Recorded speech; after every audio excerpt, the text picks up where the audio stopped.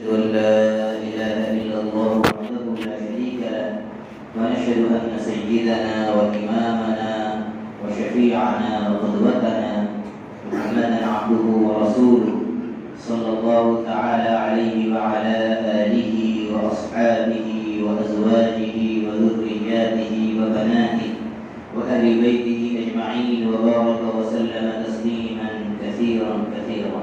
أما بعد، أعوذ بالله من الشيطان الرجيم. بسم الله الرحمن الرحيم.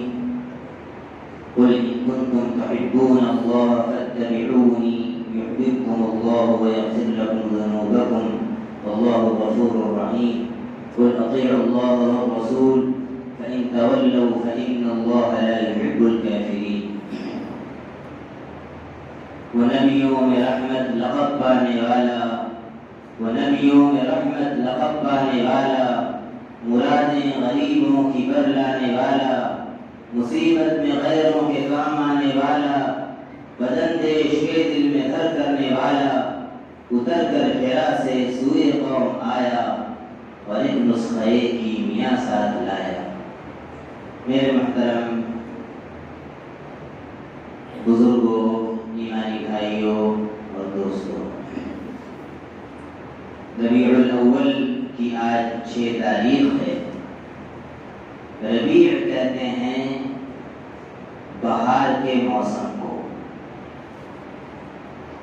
اس دنیا میں نبی پاک صلی اللہ علیہ وسلم کی تشریف آوری سے پہلے حضرت عیسیٰ علیہ السلام کے بعد کا جو زمانہ ہے تقریباً 500 سال کا، جسے فترہ کہتے ہیں، جس میں کوئی نبی نہیں آیا، وہ اگر آپ یوں کہیں کہ خزاں کا موسم تھا۔ پوری انسانیت پر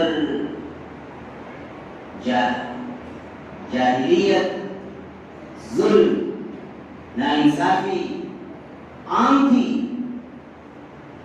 کیسے کیسے واقعات اور بعض صحابہ کرام نے ایمان لانے کے بعد اپنے بیان کیے۔ نبی پاک صلی اللہ علیہ وسلم کی آنکھوں میں آنسو آئے۔ اے اللہ کے رسول، میں نہیں جانتا تھا، میری بیٹی پیدا ہوئی تھی، میں خود لے کر گیا اور میں نے اس کو زندہ دفن کر دیا۔ اے اللہ کے رسول نے میرا گناہ معاف کیا۔ آپ صلی اللہ علیہ وسلم کی آنکھوں سے آنسو روان ہو گئے، لیکن آپ نے فرمایا کہ اللہ تعالیٰ الاسلام یہدی ما کان قبلہ، کیونکہ اس وقت تم ناواقف تھے، اب تم نے اسلام قبول کر لیا ہے تو اللہ تعالیٰ اسلام لانے کے بعد تمام پچھلے گناہوں کو معاف کرنا ہے۔ یہ حال تھا عرب کے لوگوں کا نبی پاک صلی اللہ علیہ وسلم کی تشریف آوری سے پہلے۔ شراب عام تھی، اور خاص طور پر جو یہود و نصارہ تھے وہ یہ دعویٰ کرتے تھے، اس دعوے کو قرآن مجید میں اللہ تعالیٰ نے کئی جگہ بیان کیا ہے۔ وہ زبان سے بھی کہتے تھے، اس بات کا اعلان کرتے تھے کہ نحن ابناء اللہ و احباؤہ، کہ ہم ہی اللہ کے سب سے پسندیدہ لوگ ہیں اور ہم اللہ کے نعوذ باللہ بیٹے ہیں۔ اور اسی سیاق میں یہ آیت نازل ہوئی ہے، جو آیت میں نے ابھی تلاوت کی، 3 پارے کی سورہ آل عمران کی آیت نمبر 31، نوٹ کر لیجیے۔ وہ یہ دعویٰ کرتے تھے کہ ہم اللہ کے بیٹے ہیں، اللہ کے محبوب ہیں، اور ہم ابراہیمی ہیں، ابراہیم علیہ السلام سے میرا رشتہ ہے۔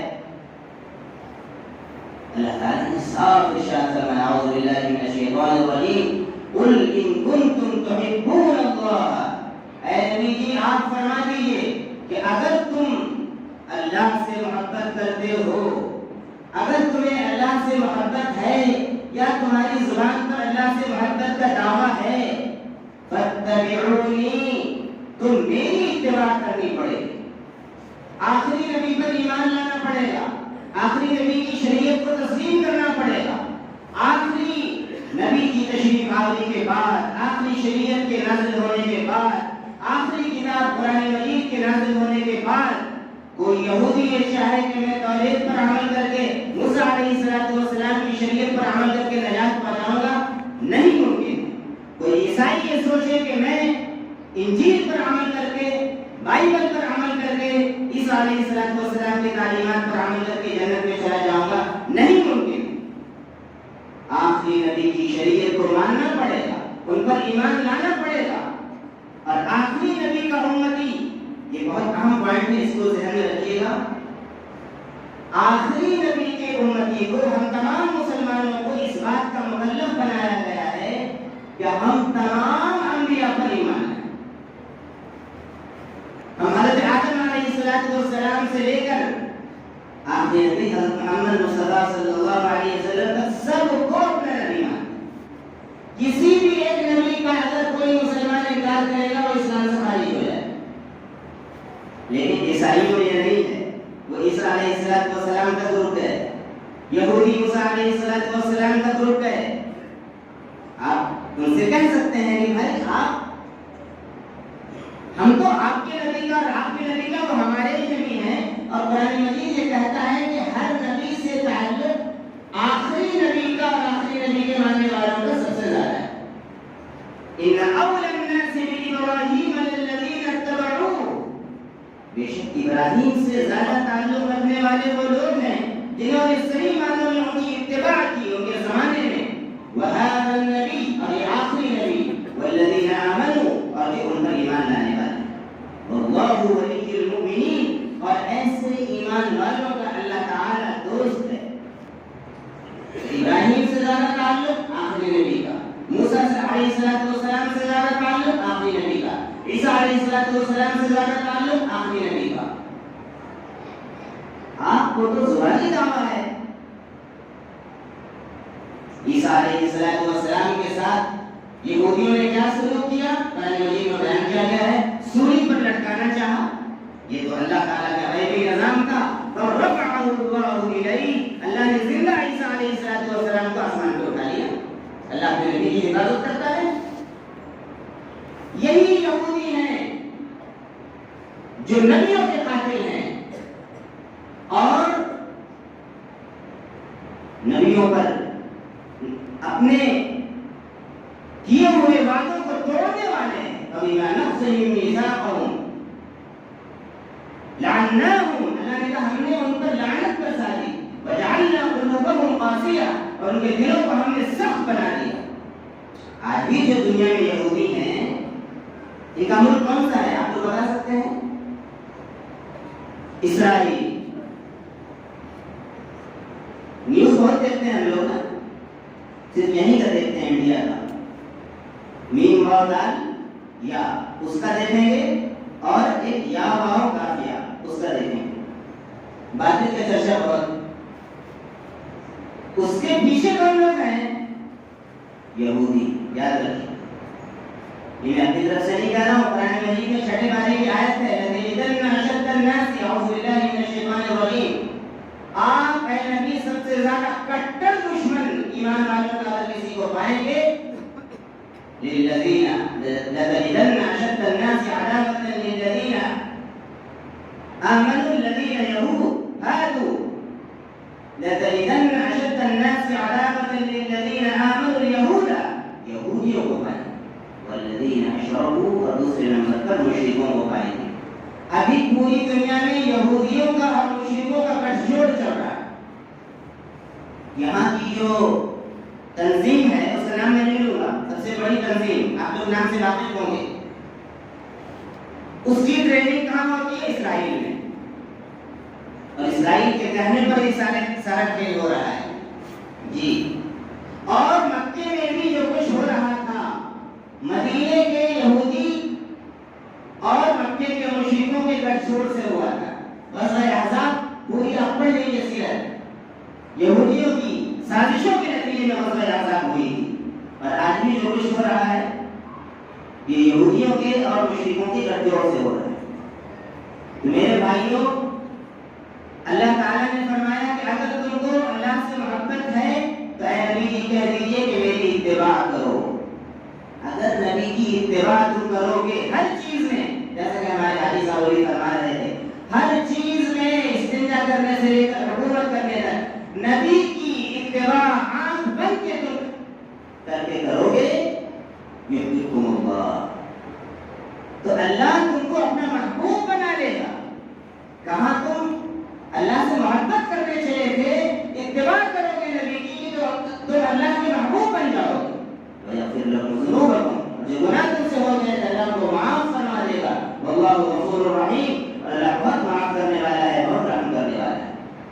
تو پہلی چیز ہے نبی کا اتباع، نبی کے نقش قدم پر چلنا، ان کی سنتوں کو اتباع کرنا، فالو کرنا۔ دوسری چیز ہے اطاعت، نبی کی بات ماننا، سب سے پہلے اللہ کی، اس کے بعد اس کے نبی کی، اس کے بعد جو اولی الامر ہیں، جو دین کے معاملے میں اولی الامر ہیں، علماء ہیں، یا جو امیر المؤمنین اگر کہیں اسلامی حکومت ہے، ان کی بات ماننا ضروری ہے۔ اور تیسری بات میں ایک مغالطہ آج کل پھیلایا جا رہا ہے، اس کو میں دور کر دوں بس 2-3 منٹ میں بات کر دوں۔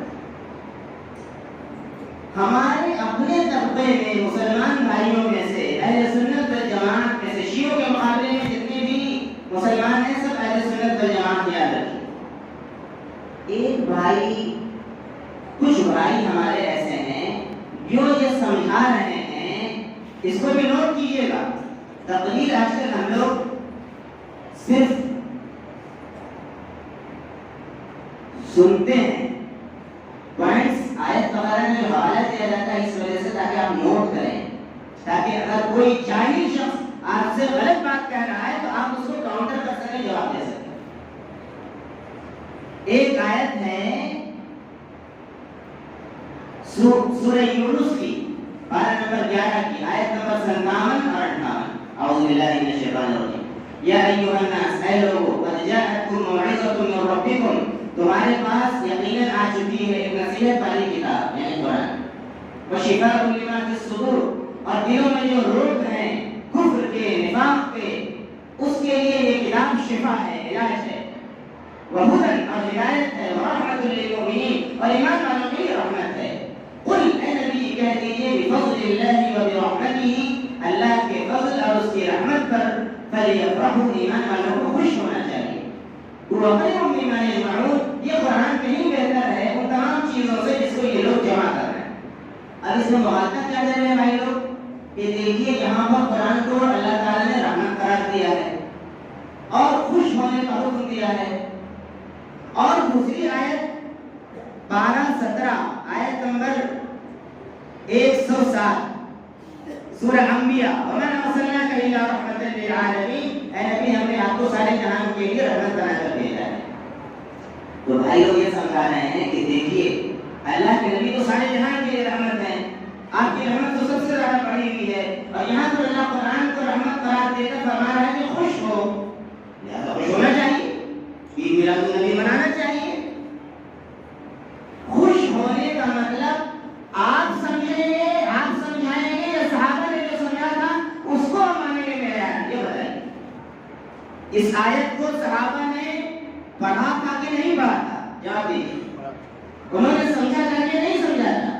خود نبی پاک صلی اللہ علیہ وسلم جن پر قرآن نازل ہو رہا ہے، آپ فرماتے کہ قرآن نازل ہوا ہے، اللہ تعالیٰ فرما رہا ہے کہ خوش ہو، لہذا قرآن کے نزول کا جو دن ہے، غار حرا میں جب قرآن نازل ہوا تھا، جشن مناؤ، میری ولادت جس دن ہوئی تھی جشن مناؤ، شرابہ کرو، آپ فرماتے ہیں۔ چلیے تھوڑی دیر کے لیے مان لیجیے آپ نے توازن میں نہیں فرمایا، حالانکہ یہ بات بھی غلط ہے۔ تو صحابہ نبی پاک صلی اللہ علیہ وسلم کے دنیا سے تشریف لے جانے کے بعد تو ضرور کرنا چاہیے تھا۔ صحابہ سے بڑا کوئی عاشق ہو سکتا ہے؟ حضرت ابو بکر، حضرت عمر، حضرت عثمان، حضرت علی، حضرت امام حسن، امام حسین رضی اللہ عنہم اجمعین سے بڑا کوئی عاشق رسول ہو سکتا ہے؟ میں سوال کرتا ہوں، بعد کے ائمہ امام ابو حنیفہ سے بڑھ کر کوئی بڑا عاشق رسول ہو سکتا ہے؟ اور آخری بات میں عرض کروں، بہت بڑے عالم گزرے ہیں ہندوستان میں، ان کے علم کا احترام کرتے ہوئے میں کہتا ہوں، احمد رضا خان صاحب، حضرت مولانا احمد رضا خان صاحب، کیا انہوں نے اپنی زندگی میں عید میلاد النبی منایا تھا؟ میں سوال کرتا ہوں۔ حضرت خواجہ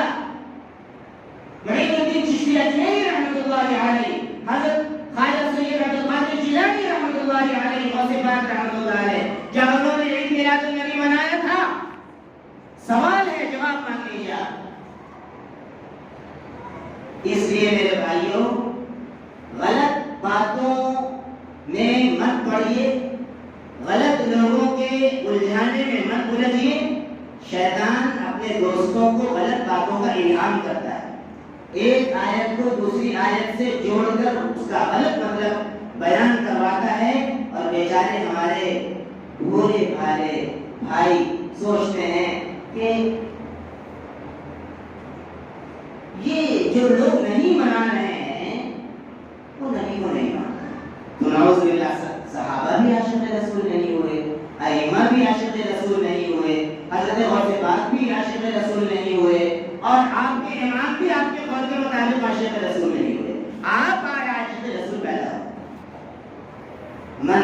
آخری بات، من عمل عملا، آپ صلی اللہ علیہ وسلم نے فرمایا، جس نے کوئی بھی ایسا کام کیا ما لیس علیہ امرنا، جس پر میرے دین کی تصدیق نہ ہو، میری سنت کی تصدیق نہ ہو، مہر نہ ہو، فهو رد، وہ مردود ہے، وہ ریجیکٹ کر دیا جائے گا۔ اللہ کی یہاں اسی کوئی میں تو حیثیت نہیں ہے۔ اللہ تعالیٰ سبوں کو ان باتوں کو ٹھنڈے دل سے سمجھنے کی، قرآن سے اپنے آپ کو جوڑنے کی، احادیث پاک کا مطالعہ کرنے کی، اور صحیح عقیدے کو اختیار کرنے کی، اور علماء حق سے اپنے کو وابستہ کر لینے کی توفیق عطا فرمائے۔